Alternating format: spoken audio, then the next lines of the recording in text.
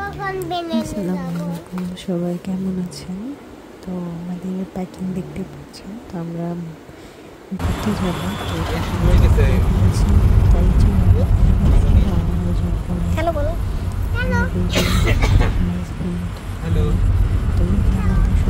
Hello বলো B. International ফ্লাইটে চলে যাচ্ছি। তো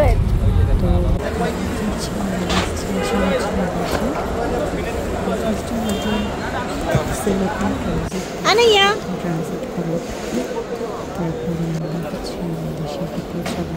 তো ফুল চ্যানেলে চেষ্টা করছি সবার সাথে শেয়ার করার জন্য। এই যে আমার বেবি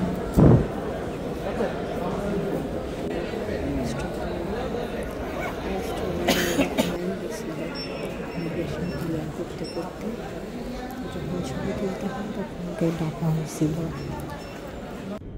তো এই তো তারপরে আমি ব্রেকে ঈশার নামাজটা পড়ে ফেললাম।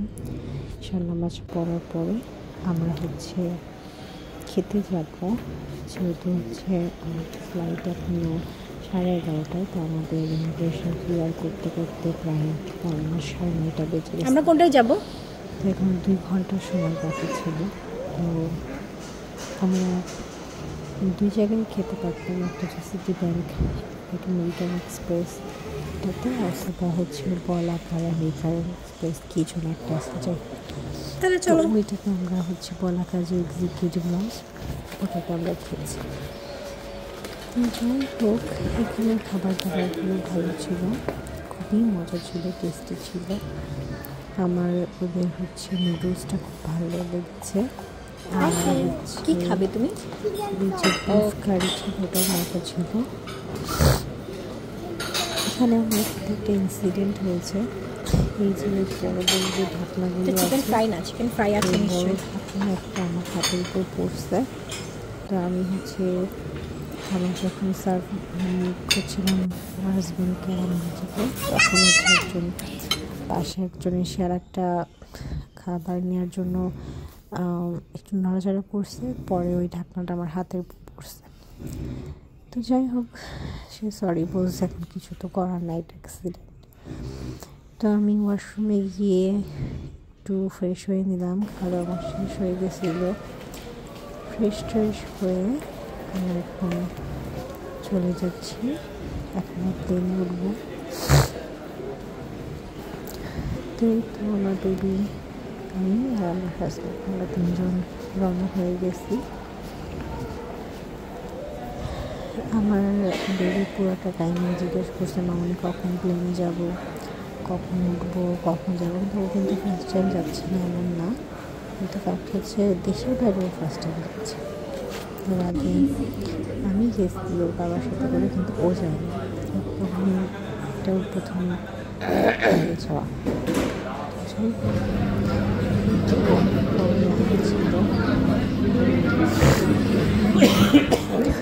এইটাতে টাইম লাগছে।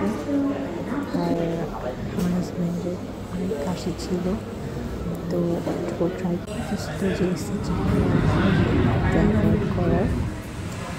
যে প্লেন চলে আসছে, এখন আমরা সবাই একসাথে চলে যাচ্ছি।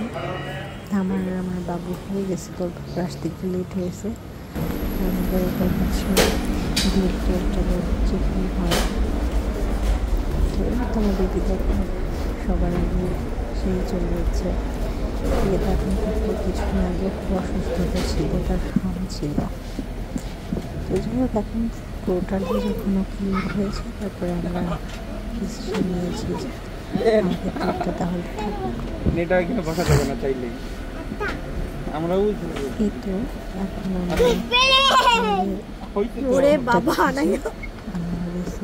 বসে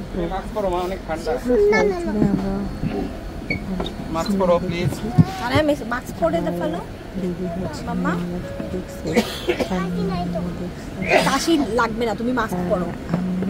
অনেক মানুষজন না, প্লিজ বাবা।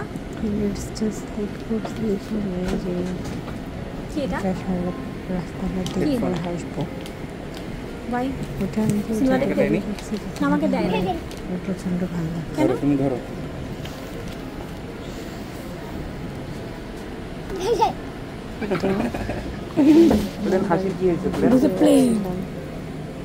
খুব মজার। চলো চলো চলো চলো সামনে আগাইছে।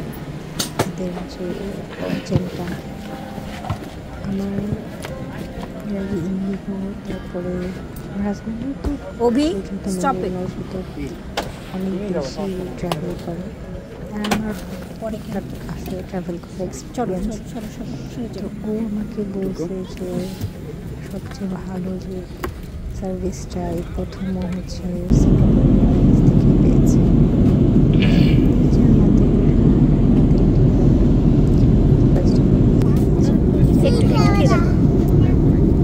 টিপটা অনেক মজা ছিল। Any drink for you, madam? কি কি আছে? What do you offer? Tea.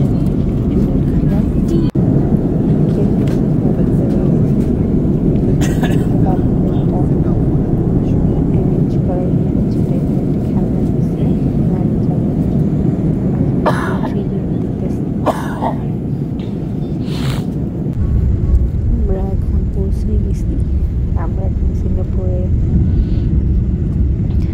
যে শিপগুলো থাকে সেটা আমাকে দেখাচ্ছিল যে ও যেহেতু এই শিপগুলোতে উঠে আমরা দেখতেছিলাম, যে আমি ভিডিও করে রাখছি, দেখতে অনেক সুন্দর লাগছিল। তখন লাইটিং ছিল, আমার অন্ধকার ছিল, দেখতে আসলে ভালো লাগছিল।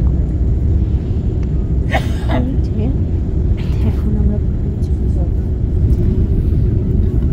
আমরা এয়ারপোর্টে মানে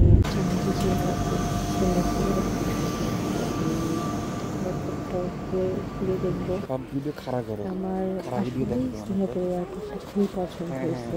পাখি যদিও আমার দেখছো তুমি? সম্পূর্ণ ঘোরাটা দেখোনি? নাই, অনেক বেশি ছিল রাস্তা, আমাদেরই হতো ওই যে নিচে ফিশ তো চাই না স্ট্রলারে দেখছো? থাকে, কিন্তু আমাদেরও পা ব্যথা হয়ে যায়, তো আমরা এত দূর হাঁটি নাই। পরবর্তীতে আমাদের যখন ফেরার পথে আমরা যাওয়ার সময় তখন আমাদের মনে হয় যে 12 ঘন্টার মতো ট্রানজিট আছে। তো তখন আমি প্ল্যান করেছি যে ধীরে সুস্থে সম্পূর্ণটা ঘুরে দেখি।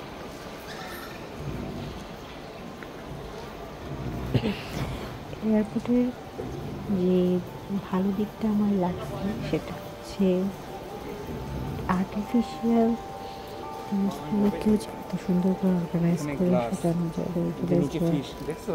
এটা আসলে নিচে আমরা fish আসলে দেখো। অবাক হয়েছি। আবার এখানে রিয়েল কিছু ফিশ ছিল, আরে নামো। আর